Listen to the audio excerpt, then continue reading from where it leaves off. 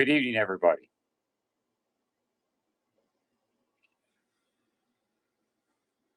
Good evening. Good evening. How's everybody doing? It's fine. Hey, Zenfris, what's going on? Okay. How's the video and how's the sound, everybody? Let me know. How is the video and how is the sound? I'm not going to ask about coffee because, well, I'm not drinking any and it's too late for me to drink coffee, even though I used to drink coffee really late. Great. That's awesome. So, first thing first, remember these videos will be made available on YouTube now. So there's no need for you to purchase anything. I'm not putting any stickers in. So you'll have access to it free of charge on YouTube. No, I ain't running the shirt. They're super rare. It's the only one I got. We only made, I forget, like 10 of them or something. So, and the videos will be available on my YouTube channel. It's Reece, Reece on Resale, not resell, resale. If you want to check it out. So it is just a chat show today, everybody. I'm going to go over a couple things here that really I recognized yesterday as a result of me selling in two different shows, two highly different outcomes, and with some actual time spent doing a little research, like I do very frequently. The hard part of doing research is when it's self-reflective research and behavioral principles that affect you. And that's what I did. And that's what we're going to talk about. So, heating up the show, SS. I know you do that just to irritate me. I know you do. I know you do. I know you love to irritate me when you have the opportunity, and I can do nothing about it. Don't encourage them to keep doing this silly stuff. So, who here who here is joining us for the first time? Who here is joining me for the first time? Say me. If you're shy, say I. Tweet go. Tweet go the liar.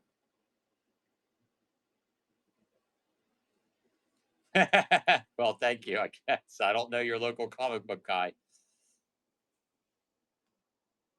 I'll take the compliment. Yeah. If you're here for the first time, usually I sell tons of stuff every day of the week. I had two shows today. Lately, I've been doing a lot of double up shows. Um, but today's just a chat show. We're just talking. We're just talking today. Um, and I want to talk about something that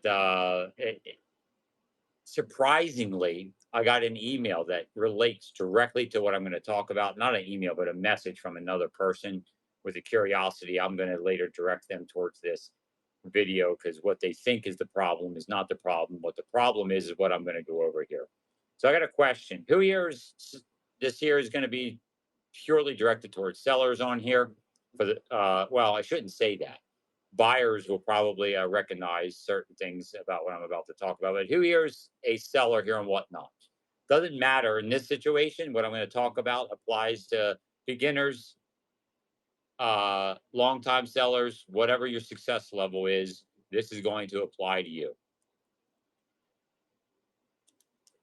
Who here has noticed, either in your own shows or in other shows, that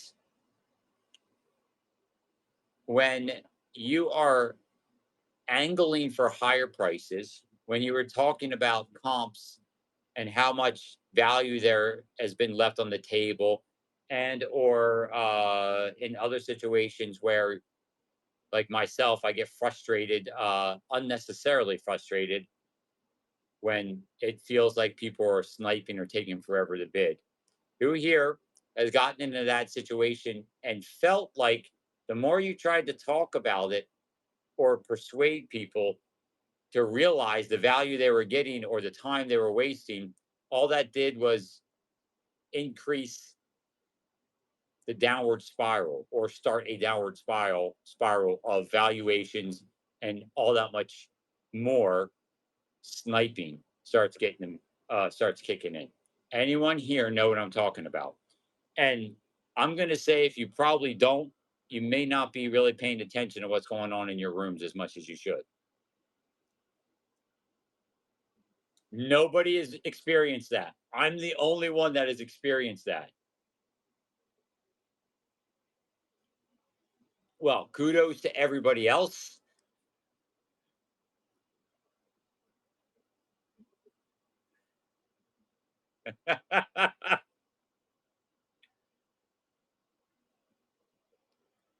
Well, that's the thing. People snipe, they wait till the last second, and then it adds time. So it basically creates a element of extended sales where each item you're trying to sell takes what seems like forever. Okay.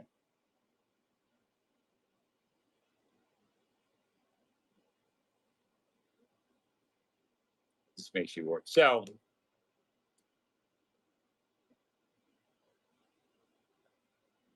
that what's written on the card doesn't matter. It's just a a signature for somebody that is doing the quality control check. That's what those cards are for. The most activity in the last 2 seconds. Okay. I want to talk more like that happens. I want to talk more about when you're in a room and you notice that when people are begging for prices, the opposite starts happening. They start getting lower and lower, or the prices stagnate, and it almost becomes uncomfortable to you as a buyer. And you can sense the frustration in the seller. Yeah. The reason I'm bringing this up is because this happened to me yesterday. And I've been aware of it happening to me in the past, where the complete opposite happens.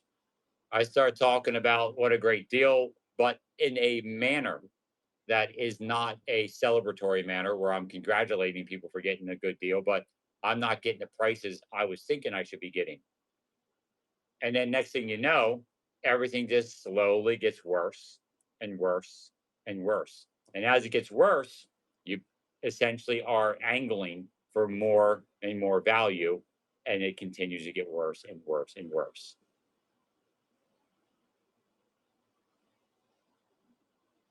If you haven't noticed this, you will now. You will now. You'll start noticing, and that's a good thing, because that means you'll be able to exercise some type of exercise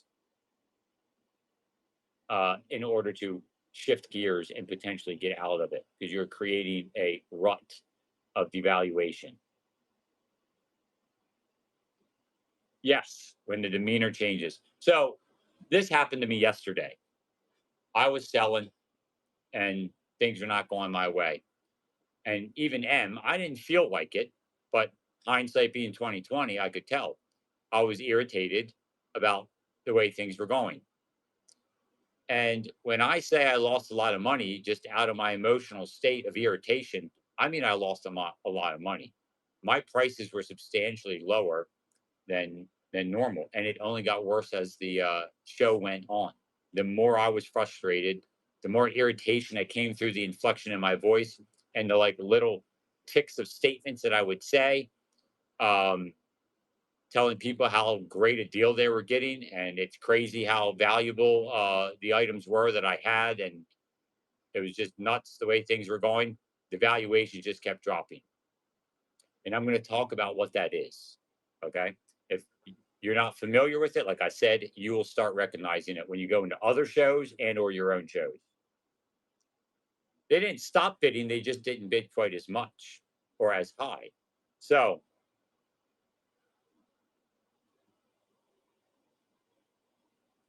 when you start begging, now, I don't go quite that far. Sometimes I probably get to the point where I am in essence begging, but not vocalizing it. You can just hear the the emotional state of essentially begging. You guys know what I'm talking about. It's hard for me to articulate exactly, but you can just pick up on the the room, right? You can just pick up on that's what's going on. So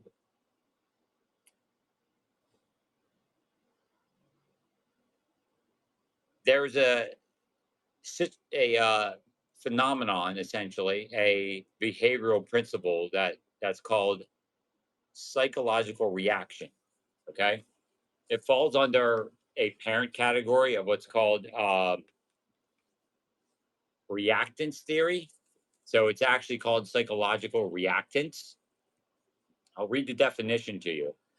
It's an emotional behavioral reaction that's manifested when an individual perceives their autonomy or freedom of choice as being restricted or threatened. So, translated, what that means is when you are selling and you are trying to get more value out of people, trying to persuade them to do something other than what's happening, you are trying to take what is essentially their freedom of decision and choice. You're trying to persuade them out of that. And what do you think the result's going to be? You guys can answer. What do you think the result's going to be? It's not gridlock. It's worse than gridlock. Resistance. Zoe's Ma's got it. They're going to resist and do the exact opposite. Rebellion is a better word. They're going to essentially rebel against it. And the way they rebel against is by doing the complete opposite, also known as the pushback effect or the boomerang effect. They are trying to regain control that you are trying to subvert and take away from them through persuasion or trying to coerce them into doing something different.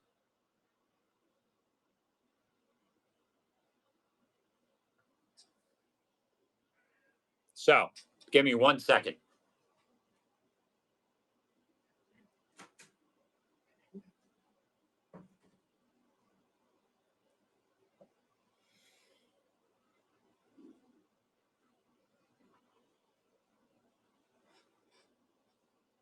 I'm going to go over these couple concepts and then I'm going to kind of talk about some of the things I put into place that I'm going to do and try to prevent these. I'm not reading any comments right now.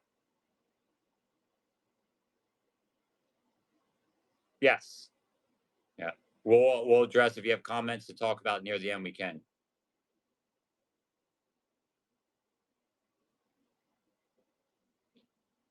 We'll you can ask me questions later after we're done going through this. Um so there's also what's called it's a actual behavioral principle that is tied directly to auction theory. Okay, it's called bidder resistance. I'm going to read you the definition of this as well. It's a specific auction phenomenon where a buyer urgency diminishes due to negative behavioral signals from the seller, which creates a lower perceived item value. So if you're verbalizing like frustration regarding like lower prices and slow bidding, you're inadvertently communicating that the item lacks market demand. Can you see the parallel there? Since you're trying so hard, the other people's brains not only are going to resist, but they're also going to question if nobody else really wants this, why are they trying so hard to sell it? That's why the phrase is called hard selling, and people's reaction response is to be standoffish. So the buyers assume since you're struggling to try to get value, they automatically assume the value is less. So all these things start happening when you get in a rut like this and in a situation like this. This can happen from different directions. It could just happen because a couple of items went low. It could be because you're in a bad mood and things start off bad and it just diminishes over time and gets worse and worse and worse. But it's a real thing. And I've noticed on a continual basis, time in and time out, I succumb to this and fall prey to this all the time, starting to talk about the value of the items. You're going to create this environment that backfires on you and you will actually start getting less and less money for it because of these reasons we're talking about. Because of the bidder, not bitter, bidder, like as in bidding for an item, bidder resistance theory, and because of the reactance principle to how our brains work.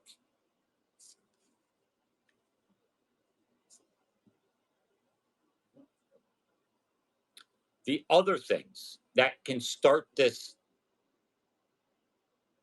trickling, diminishing return effect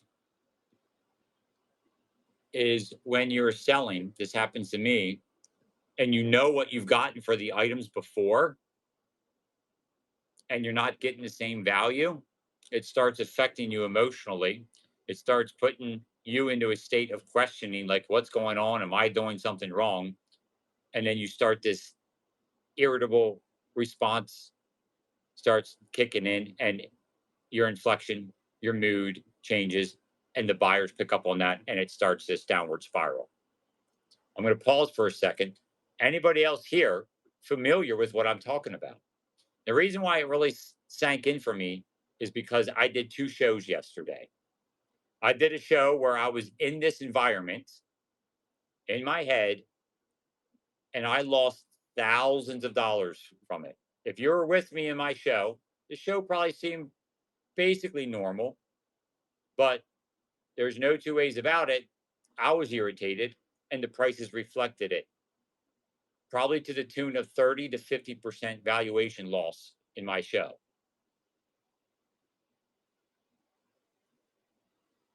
My comparative numbers from a pile of stuff that I sold at the beginning of the day. Yeah, yeah, yeah. This is no joke. This is a very serious thing to pay attention to. Colossal losses. Colossal losses.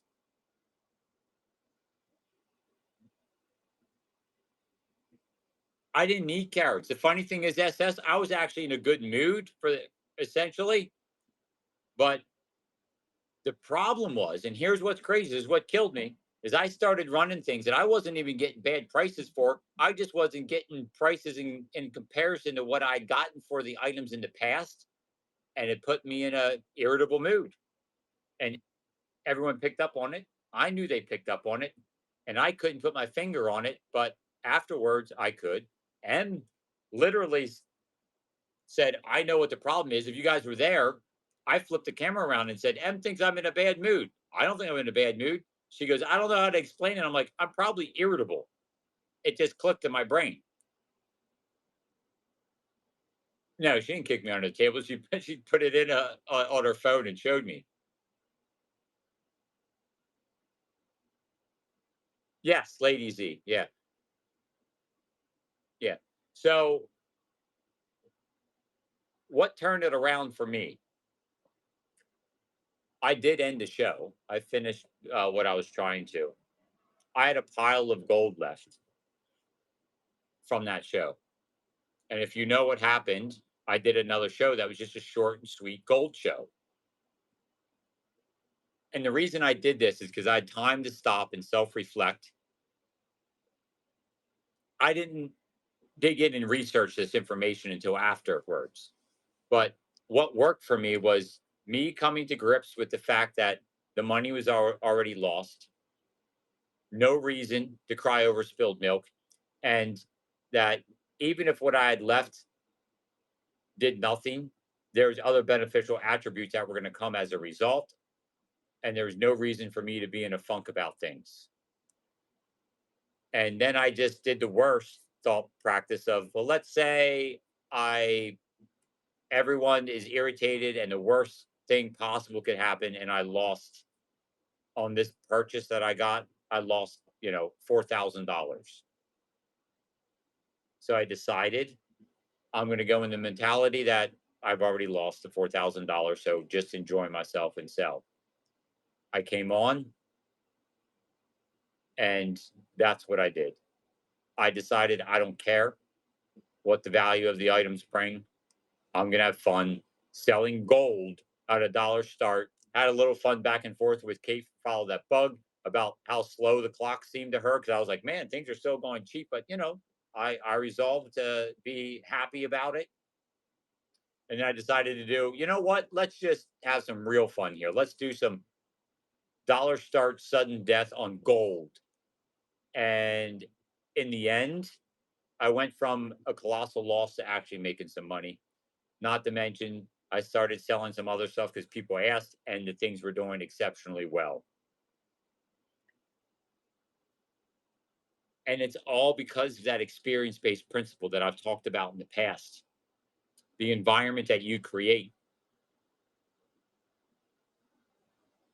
the environment that you create is where the value is determined. Don't forget, I say this all the time. Everyone can sell what you sell. The value comes from how you sell it, not what you're selling, but how you sell it. And understanding these principles, like I said, this is a tough one because it's a self reflection principle, right? I had to sit back and really go, okay, what are you doing wrong? Dig deep and realize that there's even some ego aspects when things start happening where the values you're hoping to get aren't happening. It's a tick on your ego, it's a tick on your emotional state. It questions sometimes, depending on your mood. You start questioning more than you should, and things just get worse and worse and worse. Everyone does, Liz. So, things you don't want to do, but you can't help. I try to do what I can by not creating price anchors. This is the same thing that happens to you when you know the price that you paid for each individual item. And one of the ways I cut that out is trying to not know what each priced item was. These are the terms that define what I've talked about in the past, where when you are turning on loss aversion, the loss aversion is the pain you feel, but these terms that we're talking about, the psychological reactance, the bitter resistance, and then we're going to talk about the boomerang effect in a second, which is just another layer underneath that, is the response to your reaction to those price sensitivities in your buying pool. Did everyone follow that? Does that make sense? You understand? That's what we're talking about. The psychological reactions and principles that trigger in your buyers. So even if it's stuff where you got values for in the past, you can feel that you're losing money and open up the doors to these negative attributes to kick in from your buyers. And it's up to you to have the emotional state and the mindset to power through it and not succumb to it.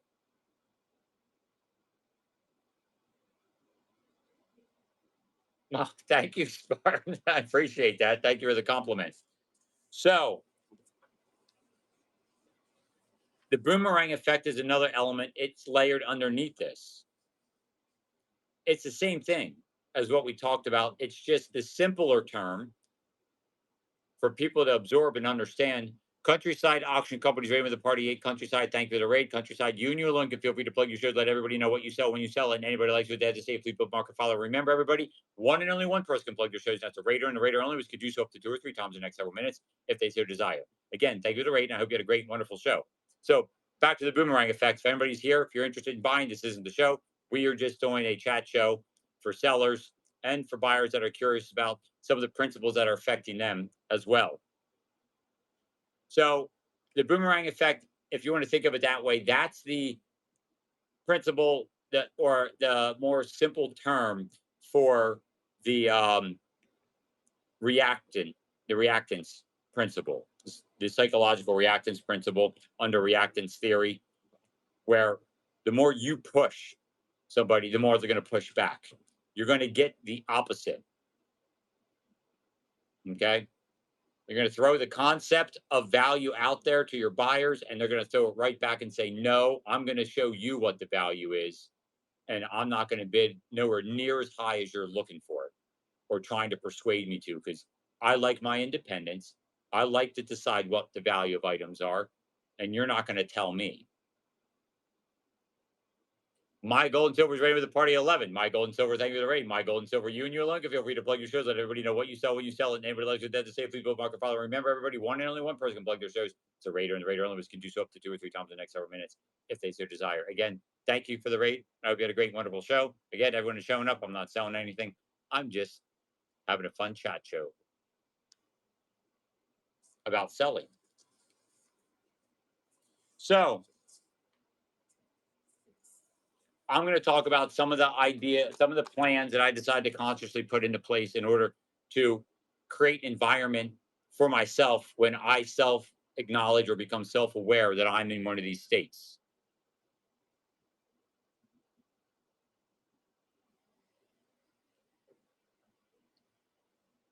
Because who here has been in a room when prices are going good,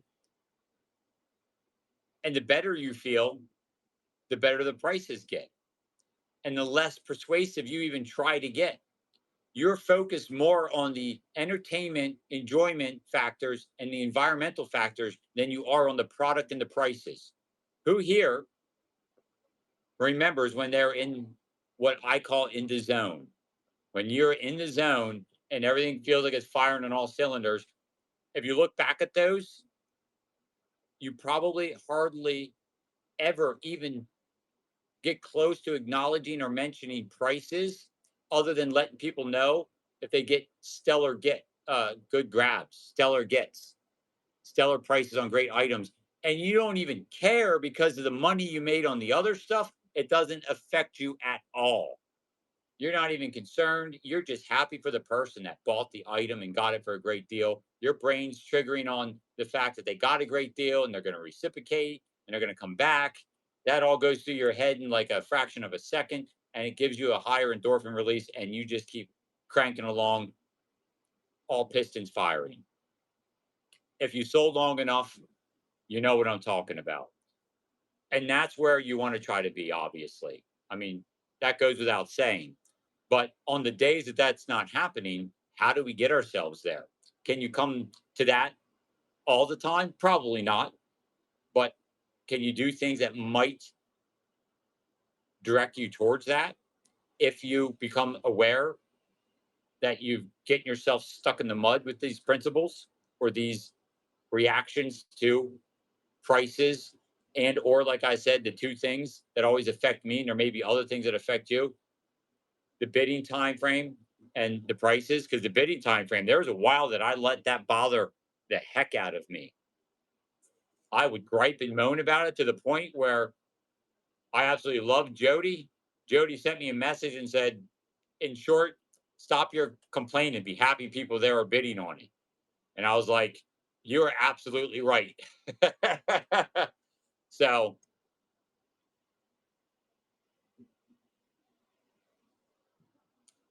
yeah, go Jody, go Jody. So that used to bug me a lot. And without realizing it, all I did through these principles was encourage it to happen all that much more and more frequently. When I say more, I mean more people started doing it, and the people that were doing it did it even longer, meaning that they would always wait to the last second to bid. And the people that normally wouldn't do that started doing that. And it just became a compounding negative attribute to the room, which obviously would have started affecting prices because nobody likes a room that everything takes forever.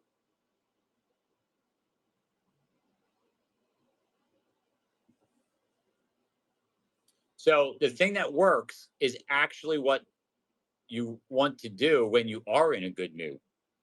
So my personal goals are to reframe anytime the situation happens where they're getting low prices, to not even mention how great of a price, not to mention the price or the potential value of the item, or that they're getting a great price. More of celebrating them on the deal that they just got, and celebrating them with enthusiasm and true appreciation, because they'll be able to tell. And you have to psychologically go through the principles that we talk about of the value that that brings, to truly be comfortable with that attribute happening, knowing that they're going to come back, they're going to appreciate it.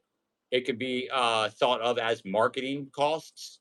You can look at it as loss leaders because you know it's going to lead to future profits.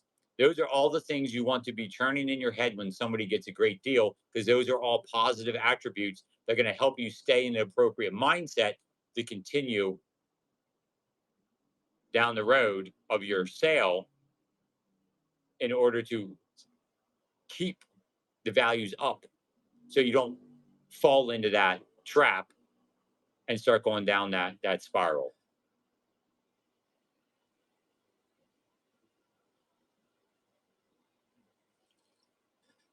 There are some mechanisms and whatnot that you can do, which I did that helped me, and that was doing something like sudden death. Just doing a couple of sudden death rounds, kind of like flips the switch in your brain to refocus. It doesn't matter if they're getting great deals. You understand that sudden death brings about colossal deals. So you are self aware and acknowledge that, and it primes your brain for future deals with less of a negative effect because you associate it with an already understanding principled attribute to selling here on whatnot by turning on sudden death. Does that make sense to you? It's a psychological trick that you play on yourself by bringing a awareness to your the forefront of your brain that you're going to do something that is going to give people great deals, and you're already willing to do it, and you are the one deciding to do that. All right, you already know you're not going to get upset at somebody if they get a great deal with sudden death, right? Some people may, but for the most part, all of us that don't run sudden death on the regular knows that if you run sudden death, you do it for strategic reasons, and you know people are going to get great deals. It's going to happen. So you primed your brain to be accepting of these deals, of said deals. So reframing the low prices into colossal points of appreciation through the mental exercise of realizing that there's future value to them getting those great deals is the concept, first concept, and then running a few things sudden death in order to trigger your brain into accepting lower prices without creating that frustration and irritation. Are we still we following so far?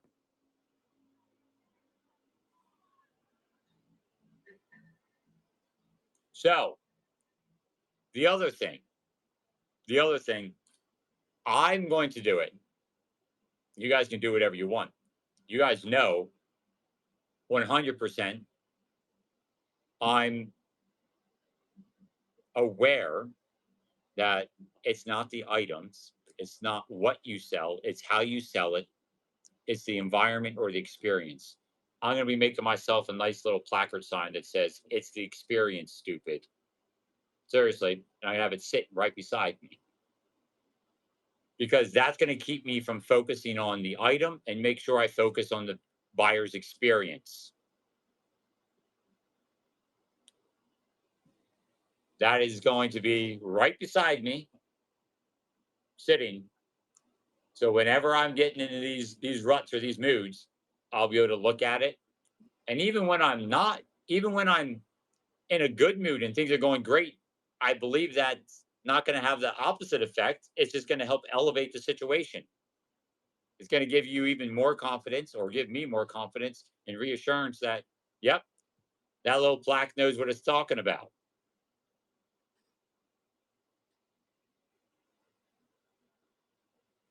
No, it's going to be right there beside me. Simple. I mean, these aren't like some groundbreaking psychological principles that haven't been used time and time again for pretty much all of human history. It's just it's time for me through my observation from yesterday. I got to do some stuff because I am fully self-aware. Looking back, hindsight 2020, can realize times that this has happened, even when I know it. But me, being the person I am, doing the research, knowing the actual principles, the root causes, and the reactions that happen as a result, and why they happen, is what helps me understand it, and then also will help me avoid it and apply mechanisms to cure it throughout my sales.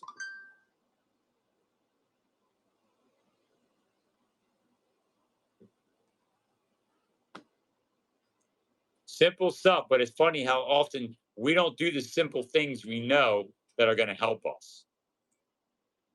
Kind of like not stopping for fast food. We know stopping for fast food is not going to help us eat healthy, right? But we still do it.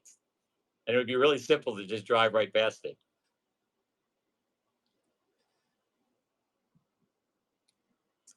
The other thing I need to do, okay? So, not every this applies to me. I don't know if it applies to you.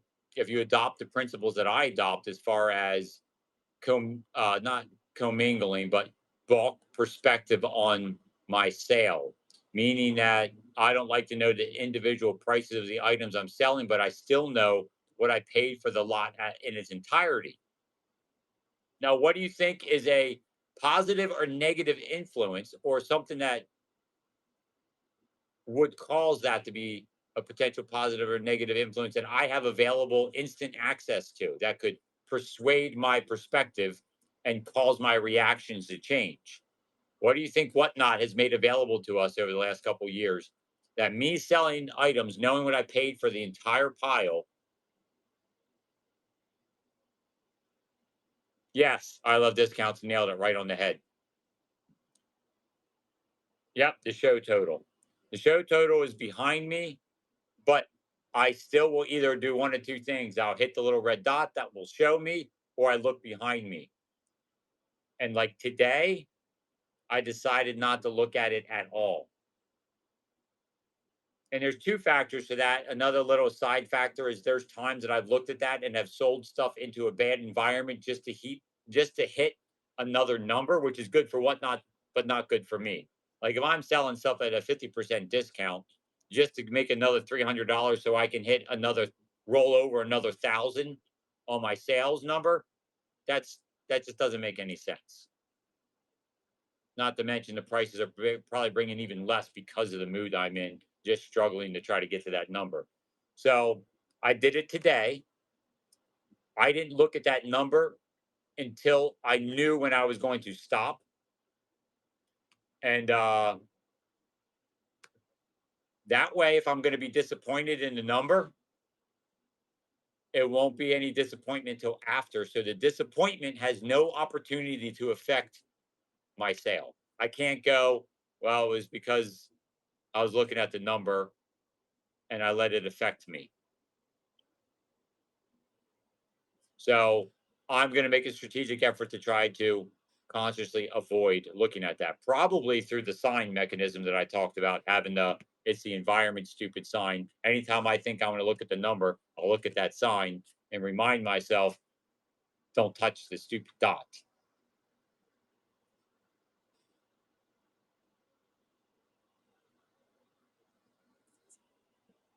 All I'm telling you, all it provides you is with the opportunity to be upset. If things are going good, you're going to know it. You don't need to look at the dot to see if it's going good. Usually, be honest with yourself. When you're looking at the dot, it's because the majority of the time you look at the dot more frequently when you have a feeling things aren't going. It feels like you're grinding things out and they're not going the way you were hoping they would be going, or they seem like they're not going as good. You're checking to make sure your gut instincts are correct. That's the majority of the time you hit that dot. When things are going really good, you don't touch the dot very frequently. You will touch it way more infrequently when things are going good than when things are going bad. And the more you touch the dot, it's probably a self fulfilling prophecy that things are going to continue to go bad. Yes, like the stock market. You look too much.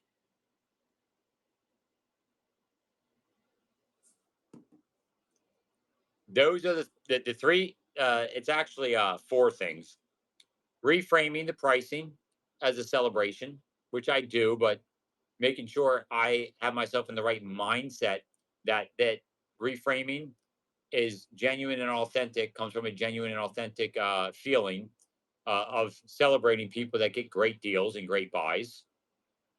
The sudden death reset. Okay. If I need a hard reset to reframe my brain again, the visual reminder.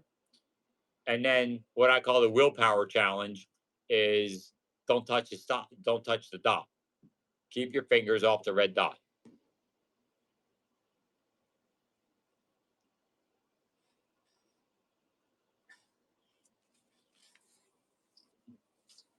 So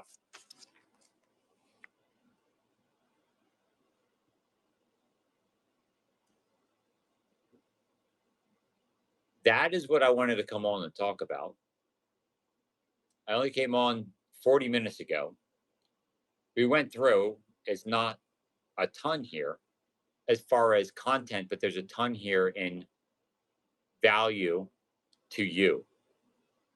Each person's going to struggle from this. Each person's going to have their own methods of dealing with it. But my suggestion to you, when you're in other rooms, pay attention to see if you're aware of it. So you have the ability to be aware of it for yourself when you are selling, and have some type of strategy and or ideas of what you can do to get yourself out of it. And if all else fails, you could always abandon ship and then come back on if you need to take the time. Me, I need to also, and I have the availability to do this, not everyone does, be able to bring in like M or someone to sell on my behalf if I just need to walk away for a couple minutes to reevaluate things, reset my mental state, and come back.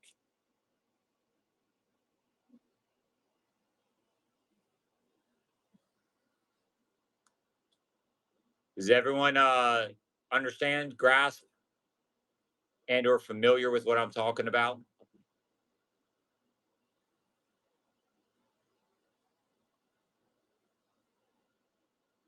Yes, I love discounts. We're going to get to that. Now,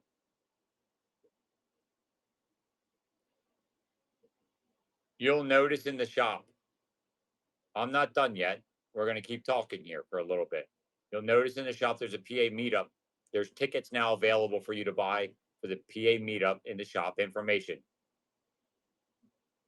Good thing for you, Scuba.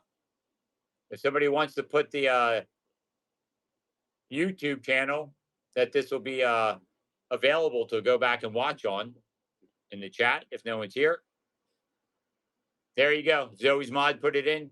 Reece on Resale right there in the chat. Zoe's Mod put it in. And so did Millicent's. But the other place, like I Love Discounts pointed out, that we'll have opportunity to talk about topics like this, go deeper into them, would be during that PA meetup. I'm going to be a speaker there. Zoe, yeah, the Zoe Treasures crew will be there. And so will the I Love Discounts crew being there doing some talking.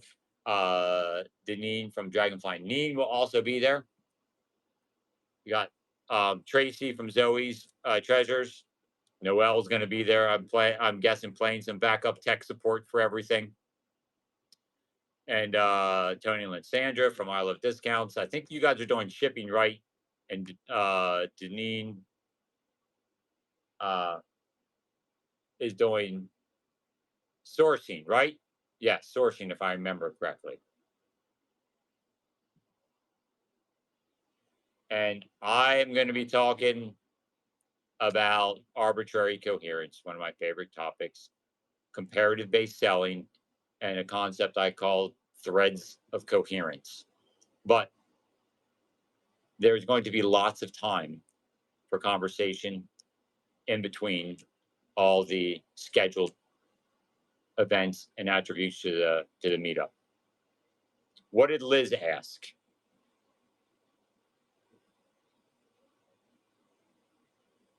I didn't see Liz's.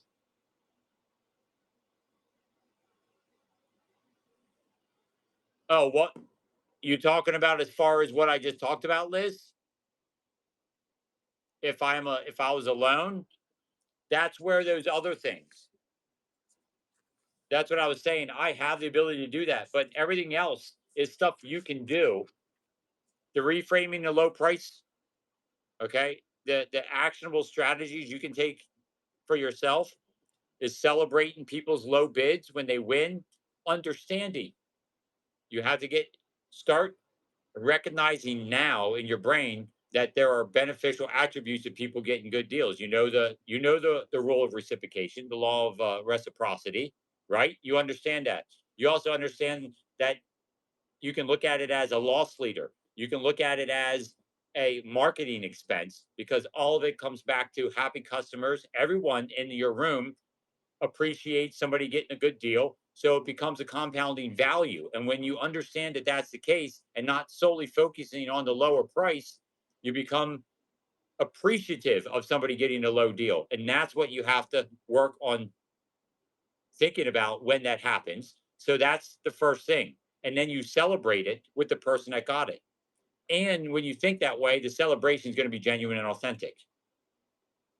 The sudden death is the other thing in order to redirect your brain towards the acceptance of lower price values, knowing that that happens with sudden death. It's a trigger mechanism that you're doing, a trick you're playing on yourself to prime your brain for accepting lower prices without getting upset because you're aware that that happens with sudden death. So run a couple of sudden death items. And then the visual reminder that I said I was going to do is have a little plaque, and everyone can do this. Mine's going to say, it's the experience, stupid, to let everybody, to let myself know that I'm not selling items, I'm selling an experience. So stop griping and complaining and worrying about the item itself. And then the willpower challenge that I'm talking about is to avoid touching that dot, to be affected by the overall sale because of the way I buy and source and decide to sell my merchandise. Lucky for you, Liz, it's going to be on YouTube, so you can go back and watch it.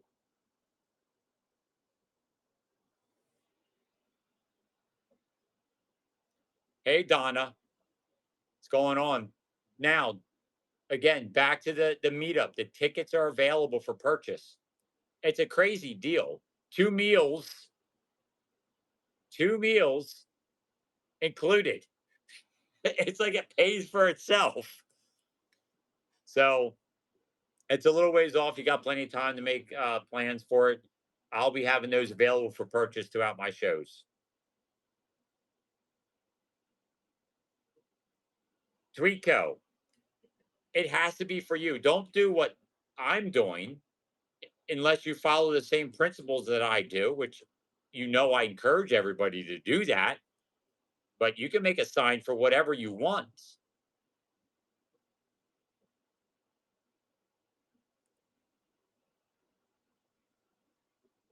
If you're in PA, check out the information right there in the Buy It Now. You can go read about it.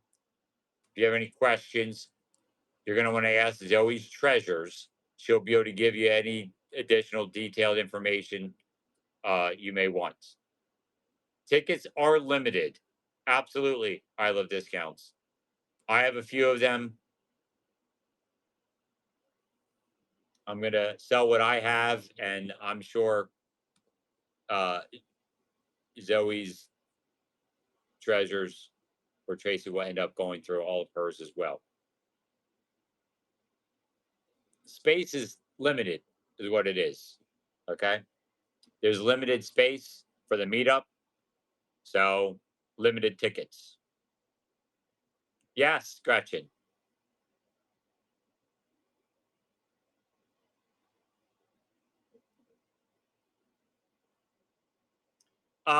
Millicent, if that's the case, that means like half of them are gone already. Half of the tickets are gone already then.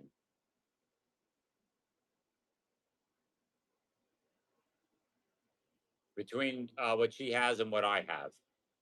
Unless she gave some to someone else to sell and they have some. So now I have a little bit of time and we can open up for some question Q&A. It doesn't have to be about what we talked about. Usually I do the Q&A at the beginning, but I think I'm going to start restructuring my shows on Sundays and just my chat shows to dive right into the topics. And the reason I'm going to do that is because now that I have the YouTube channel, I think that's going to be better that I just talk about the talking points that I have to talk about if I have them right out of the gate, and then we can do Q&A at the end. So now's the time for that if you have any. You can ask me questions about this if you want.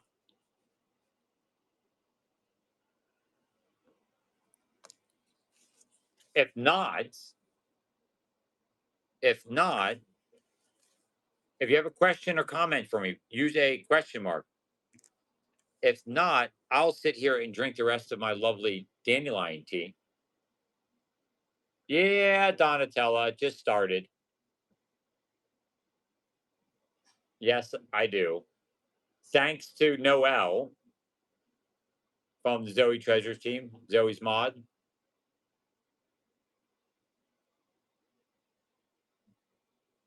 It's called Reece on Resale.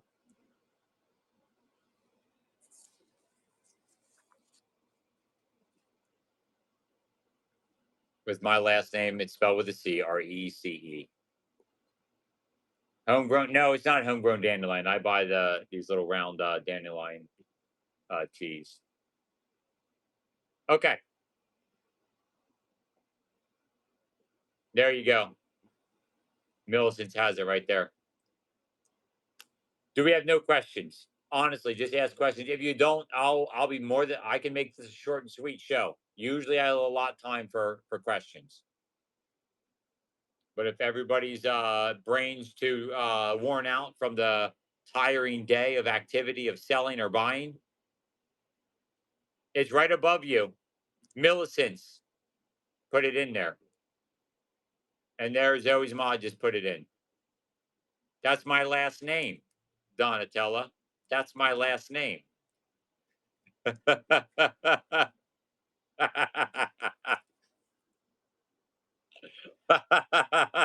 Treat like, see, you didn't need to be so rude to me. No one knows what your last name is. What books would I recommend for new live sellers? I'll show you one, and then the other. I mean, anything that's on human behavior, behavioral sciences.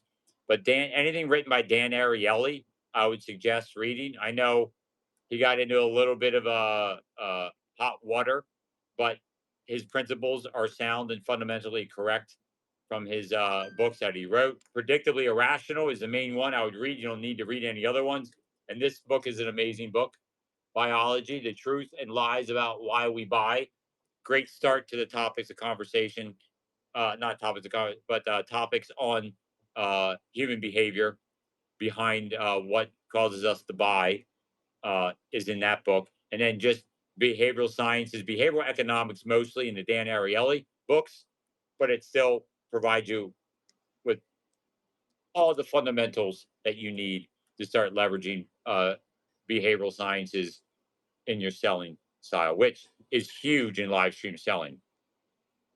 And then, Liz, have you found prices going up in your sourcing? Is getting harder to get good deals? Um, yes and no. I mean, some, but not really. But 3 feet from gold. But what I'm going to tell you, Liz, I talked about that attributes that are affecting that. When I did my show on Sunday, which Liz, you can go watch that again. Remember now, you can go watch it. So you can't say I wasn't there or I didn't have an opportunity to see it because you don't whatnot on Sundays. Now you can go watch it on YouTube. I talked about the time frames that created vacuums in value, the reset prices and price attributes in its entirety.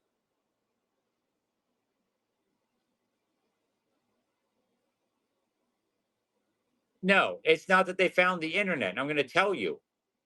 If you go watch, you'll know what I'm talking about. We have gone from e-commerce to what I call X-commerce, which is experience-based commerce, experience commerce, which is being brought forth by live stream selling. And through live stream selling, volume, whether you as sellers like it or not, the value is in volume. And the fact that volume has the value as far as profits go, that means people will pay higher prices because they can sell it faster. So the buying becomes more competitive because they need the merchandise to stick with the volume because that's where the money is made.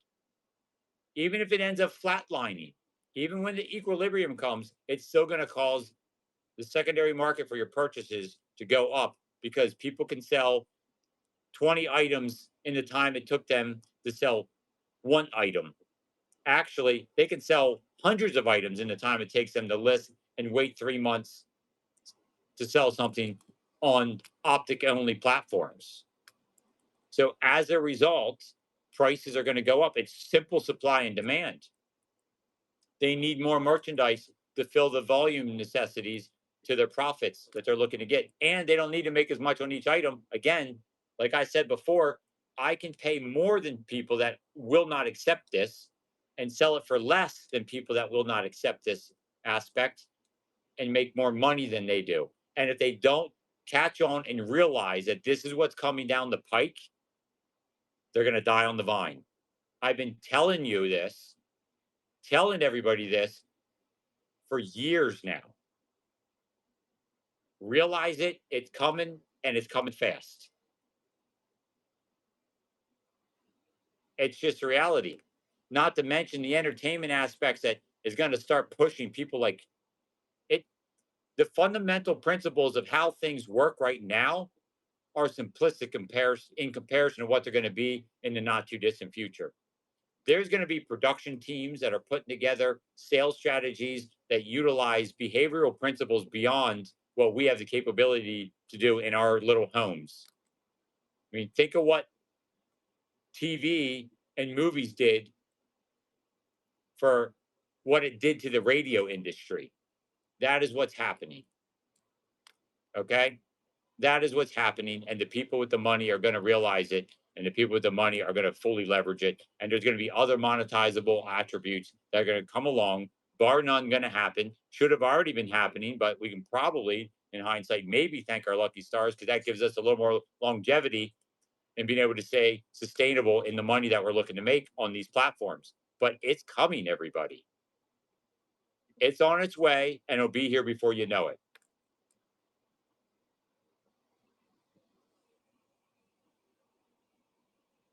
I don't know. I don't worry about somebody's asking. I'm a new buyer and I like your shows. Thank you for the compliment. What percentage guess would you say are simply buyers versus resellers? Depends on what level you're at selling. When I was first selling, resellers were huge. I get more retail end buyers now, collectors, but I still get resellers. I love resellers. They're the ones that always have money, understand the principles of as is sales, understand that sometimes they'll get some bad beats, but as long as they're making money overall, they're happy. The problem is the longevity principles I was just talking about are going to change and shift that. Because if on here is where the money's made, or on these type of platforms are where the money's made, the profit margins between the prices I get here and the profit margins that people are getting on optic only listed sites are going to shrink and go away because everyone's going to have to shift over to these type of selling platforms because the other ones aren't going to make the money they need to sustain, and they're going to get priced out because of people being able to pay more and sell it for slimmer margins. You're not going to be able to buy the stuff, put it on places like the Bay, and wait 3 months to make $5. You understand? You got to understand what I'm saying. I don't mean to scare you, but don't sit on the couch and wait for it to hit you in the face. Make sure you're prepared and take advantage of every opportunity you have right now because things travel way faster. When it comes to technology, you already know that. Things compound exponentially. And this next phase of reselling is going to happen faster than when we went from the barter system to brick and mortar, from brick and mortar to e-commerce. We are in the phase that I call X-commerce, and we're at the beginning stages, and it's going to compound and happen very quickly.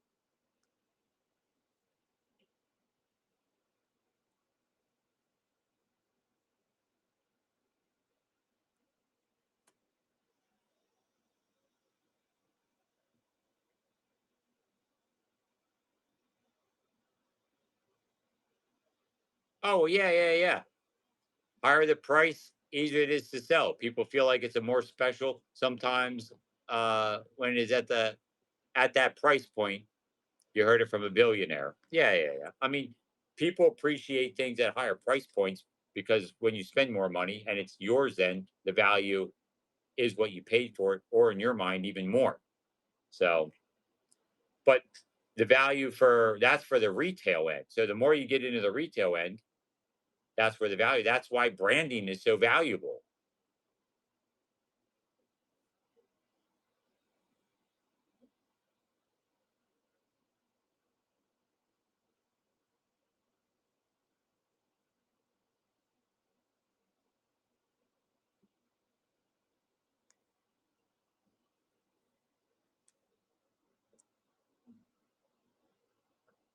Commerce tainment, you can call it commerce tainment, but no, it's not just entertainment. Okay, it's experience. Entertainment's a factor of an experience. You don't need to be an entertainer. You can still provide a spectacular experience through thorough explanation, detailed, and the way in which you decide to sell, like I do, to take advantage of behavioral principles that are applied. That's the experience. That's not entertainment. Entertainment is putting on a show. That can be a factor, but that's a factor of experience. I'm just telling you, it's experience. And they already have an experience based metric that I talked about previously, that disposable income that is going to tangible experience based buying has increased every year by double digits. And non experience based disposable income is decreasing as a percentage every year. So, where do you leverage that? It's on these platforms. It goes beyond. Entertainment is an element of the experience. Experience is the ultimate.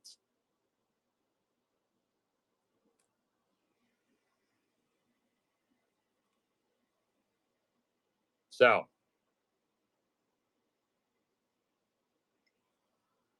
any other questions or comments? I feel like we packed a lot in an hour. Does it feel like we got a lot of good info in just 1 hour?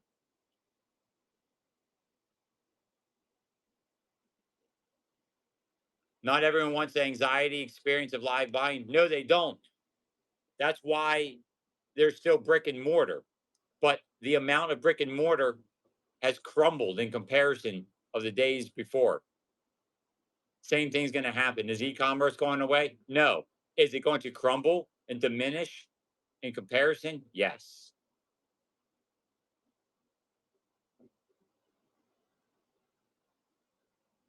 Yes, there's always going to be a saturation point, Scuba.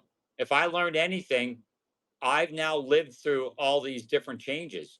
So have you, just not maybe on the selling side, but you've experienced, you know, not the barter system, obviously, but going from brick and mortar to e-commerce. And now you're starting to see, and the whole way up through that, from when the Bay, from when the River, from when all these other different platforms started coming out, the saturation happened. And as a result of saturation, they had to turn to new ideas and principles. And guess what that is? Here we are. A new cycle begins. And if history tells a tale, it's that there's something that causes it to saturate and become less effective, and something else comes along to change that. Like I talked about, from the barter system, fiat currency paved the way for the subjective principled buying bases or selling base that leverage that brick and mortar aspect into existence and to take over, and the modern economy that we're really used to was born. The whole way to the point of having a fiat currency where even your currency, not just the values are subjective, but your currency is a subjective attribute of value in of itself. You meant if you're on here too many days a week? Oh, I thought we were talking broad perspective here, Scuba. Can you have a saturation point if you're on here too often and too long? Yeah. If you're entertaining, or if you're providing an experience and it feels like the same experience over and over and over again. Is there going to be some saturation? To some extent, but you got to realize there's enough of new people. This is still in its infancy, that I believe is going to be a hard attribute to hit, because there's enough of new people frequently coming on this app that create saturation. So could you, in theory? Yes. Do I think you would? Probably not right now. I don't think it's anything you should be worried or concerned or fearful of, if that's what you're asking.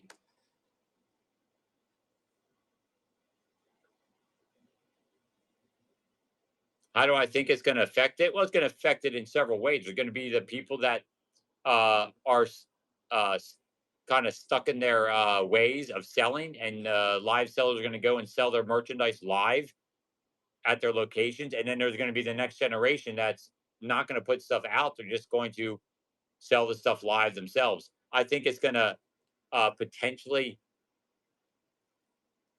uh, eh, hurt the market, much like e-commerce did when the Bay came around. Flea markets are not as big and influential as they once were when I was a kid. There was flea markets that if you wanted to go set up at, you had to be there hours before they opened in order to get a stand. So that's where you had to go to sell your secondhand goods. E-commerce came along to sell secondhand goods. Now we have X-commerce coming along to sell secondhand goods and eventually, retail goods. And it will diminish even further on the antique markets. Like that market I go to source at right now, that used to be every Sunday, the parking lot was crammed full all day, people walking down the aisles. When I was a kid, nothing like it's a shadow of its former self.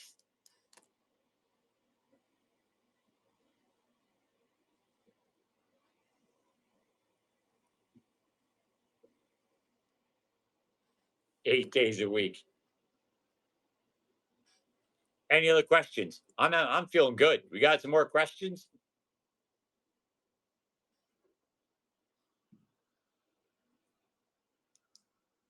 Question marks if you got a question for me. Come on. The gray matter can't be stale already. You're turning the lights out up there. X commerce. It's my phrase for experience based commerce. Well, what, Tweeko?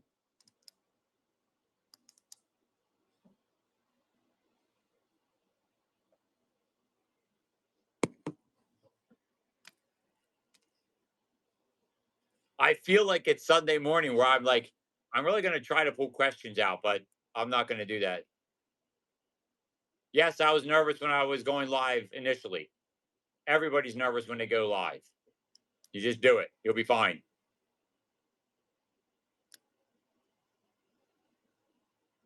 I already did tell you what I think you need to know right now. And I hit the end of the list of my need to know information. So I'm providing opportunities. And I didn't reference, I had somebody asking me a question that this information had to do with.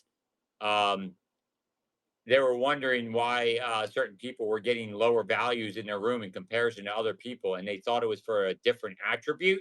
And I'm not going to go into that attribute, but this that I talked about tonight is the largest contributing factor to the devaluation of their items being sold.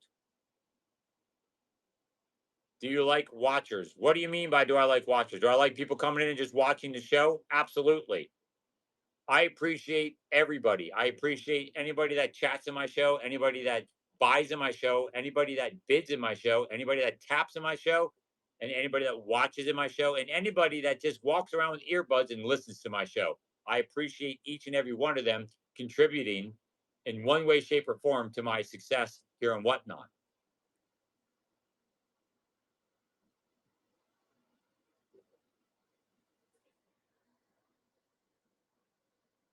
Let's see here. Can you teach someone how to be more entertaining?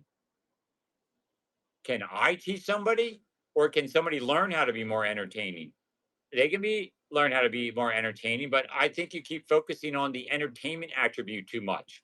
Think about it as a more holistic experience base. You don't have to be, you know, the dancing bear to make money. You can actually start out entertaining your value. You can become somewhat too entertaining to distract from the items that you're selling. That's why I don't like to focus on this entertainment attribute. It's experience. You create a pleasant experience for their buying, then they're going to buy and bid more. A little shake of entertainment here and there, absolutely. Some people more than others, sure. But you don't focus on that. Will the entertaining, trying to get yourself out of your shell, that's just being less introverted, not more entertaining. There's a difference. I'm not an entertainer. I don't view myself as an entertainer. I view myself as an experience provider, an environment. I used to call it environment, but the more appropriate word is experience. I provide not experience as in what I've experienced, but having an experience. They come to be part of an experience.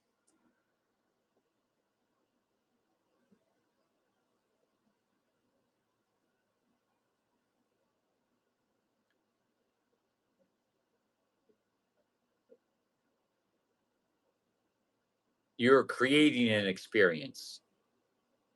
The entertainment can be part of an experience, but doesn't need. And the environment that you create can be an experience, but it doesn't have to be entertainment. I just want to make sure everyone understands there's a difference between all of them. And you don't have to have the entertainment. You have to, though, provide an experience through the environment.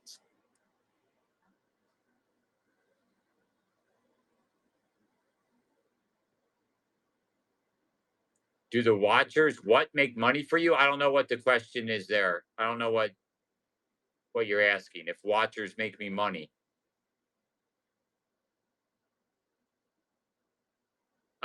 How do I value what you buy? Meaning, if someone comes to you with a pile of jewelry, how do you go about determining a price to pay for it? I find sources that tell me what they want for it, and I buy it based on their price that they're asking for it, and I sell it. And if I do well, I tell them to get me more, and I'll continue to buy it off of them. And then if I don't make money, I tell them the price wasn't right, and if they could work with me on the price, then we can continue to do business. If not, no harm, no foul. I find another source.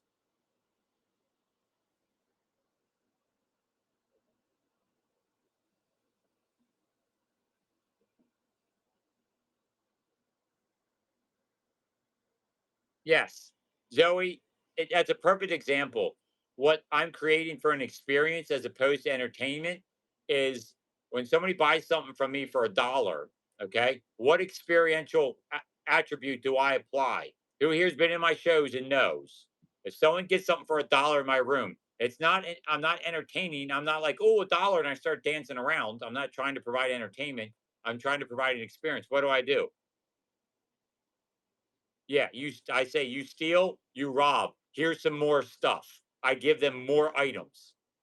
That's because I'm creating an experience. I'm not creating an entertainment. An entertaining environment. And the experience may be entertaining, but my goal is to create an experience, not to be entertaining. That that's not my goal. It may be entertaining, but it guarantees there's a experience attribute. An elevated experience is what you're really looking for. The death card is another example. The cards themselves are an example. All that.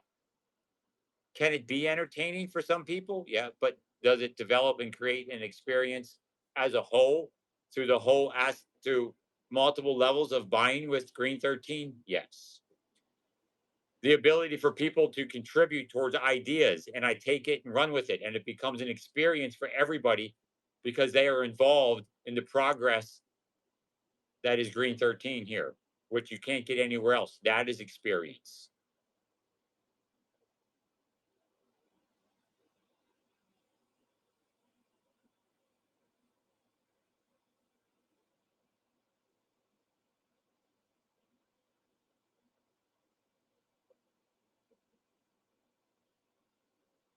All right, come on. Any more questions? Well, thank you for the compliment. Thank you for the compliment. How long did it take me to get to my level of business? Well, it didn't take long. What took me longer was to realize the opportunities to leverage live selling to the extent that I have. And some of the complications I have is knowing how much further I could leverage it and trying to figure out how to make it happen with other roadblocks that, you know, are around me. But I had the fortunate um, opportunity to start on this platform over 5 years ago now, which provided me with the ability to capitalize on things to create anchors for my buyer base to follow along for the last 5 years that other people wouldn't have because of rule changes, policy changes, and just pure opportunity of what I call the anchoring effect, where it's the first time people experienced anything like it.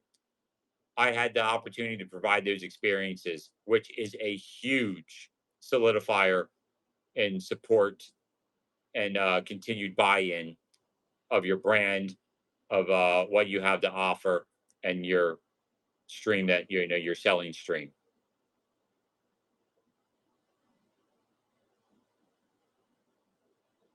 Yes, Zoe's mod.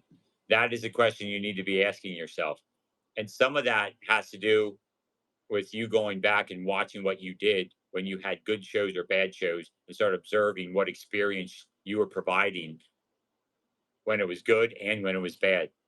So you can take that information and correct and or change things.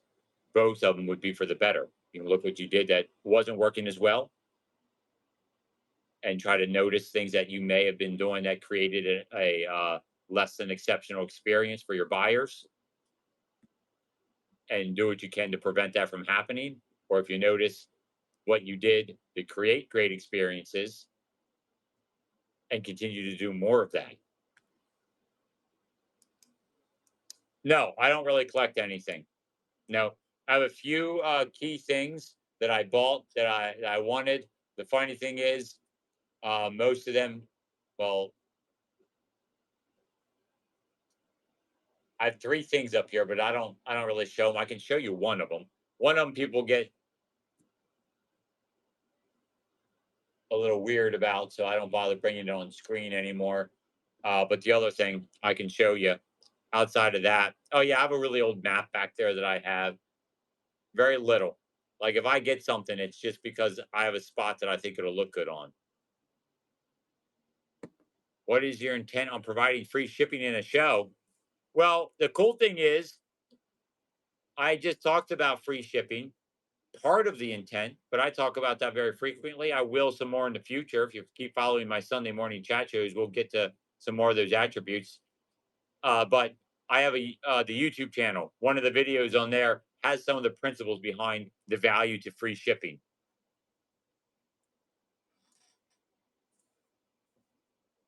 Does anybody else care to see? Some of you already saw this.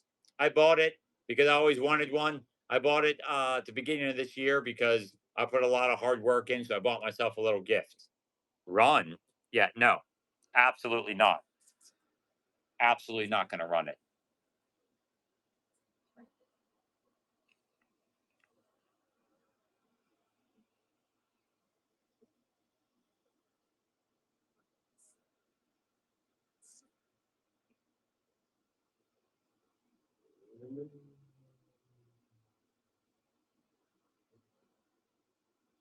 A 50. It's an about uncirculated 50. It's all but an uncirculated $1,000 bill. Run the video. What do you mean run it? It's on YouTube. You can go watch it.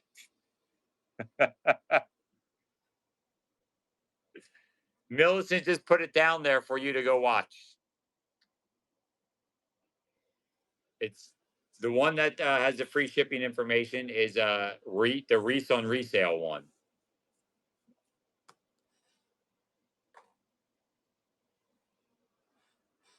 All right.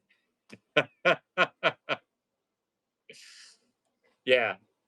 I figured I'd get one before they get super crazy in prices. When I was younger, I wanted one of those, and I could have got it for, let's just say, way less than I had to pay for it now because the value on those started going crazy. But I don't care. It's something I always wanted. Now I have one. It's going to sit there. And unless one of two things happen, um, it's going to stay there or stay with me when I die, or if I get in financial straits where I have to sell it in order to eat. So it's staying there. So it doesn't matter to me what value it goes up or goes down. Doesn't matter to me. What's my thoughts on giveaways? You don't come here often, do you?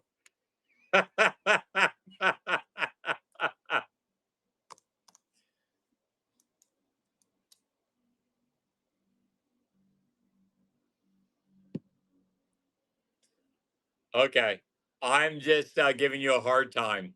Giveaways are a colossal waste of time because there are way more things you can do to support your buyer base that will turn into future compounding value than doing giveaways. Giveaways are one of the worst things you can do as a fundamental business practice on here. Don't do them. Don't waste your time. Spend the money that you would use for giveaways, the time, the effort, everything that goes along with them. Put it into other aspects of your business, like decide to do lower starts, decide to run things, do some sudden death. I mean, there's a lot you can do. You can do reduced shipping if you don't normally do it. All that money you spend for giveaways, I shouldn't even say I don't do giveaways. Actually, that's not true. I don't do giveaways, I give gifts. There's a difference between them. One triggers the rule of reciprocity, the other one triggers the loss preventive aspects of your brain. A giveaway does nothing more than what somebody wins at a raffle ticket. They buy a raffle ticket and win a basket of goods. It does not trigger the desire to reciprocate. Okay. It says thank you, but no risk, no reward. It means there's no risk to them and no reward to you.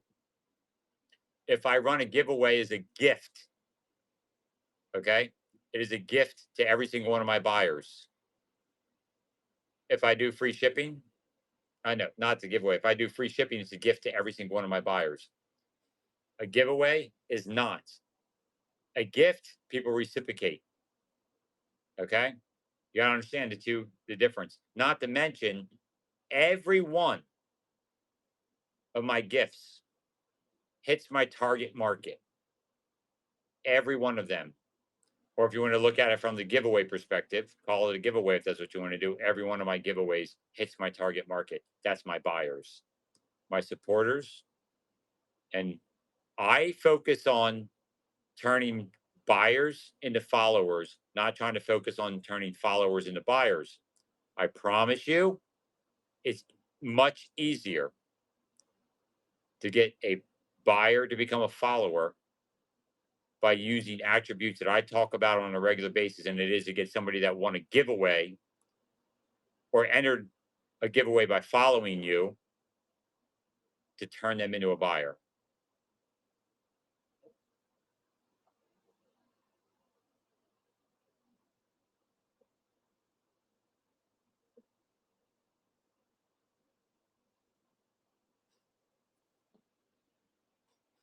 So that's one small element. That is the biggie, though, as far as giveaways go. you are throwing money down the drain. You're throwing opportunity down the drain, and you're throwing down the drain compounding value to your business from a magnitude of avenues. And unfortunately, I do not have the time to go into all the details behind that and specifics. And I have been talking about that for years.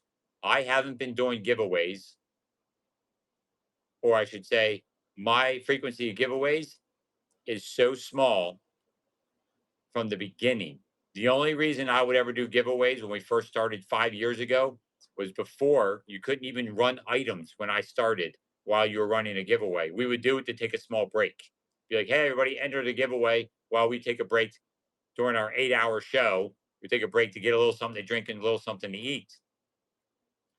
And we always allowed anybody to enter. We did not require following.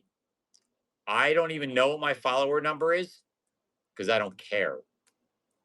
I want to know what my buyers want. I want to know what my buyers like, and I want to provide that because you know what I want? I want buyers. I don't want followers. I want buyers. I want my buyers to become a follower because they like what I provide. I don't want to try to persuade or convince somebody that won something from me to then come back because they're not going to. A small cross section of people have that feeling of obligation. And then think about it from this perspective. If somebody does come to buy from you because they want a giveaway, they're coming out of a feeling of obligation, not of appreciation. Understand that's a colossal difference. How many repeat times are they going to come back out of obligation in comparison to appreciation? You guys know the answer to that.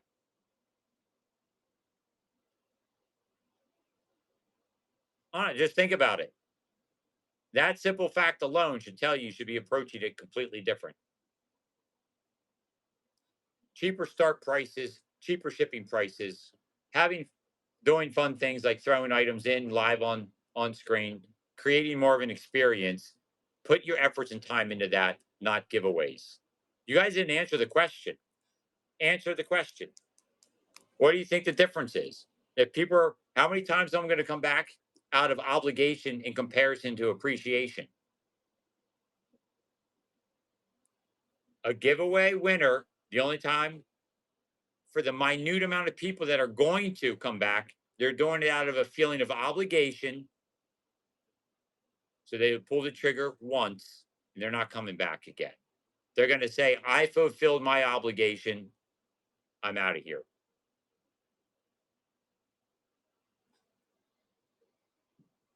If you provided them something that they can appreciate,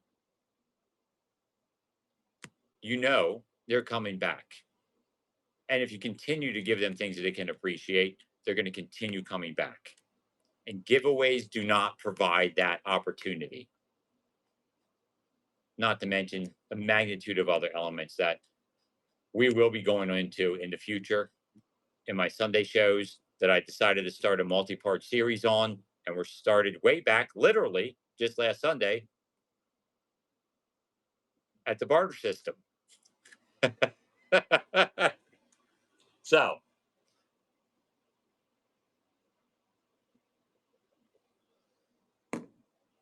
all right. Are we going to call tonight?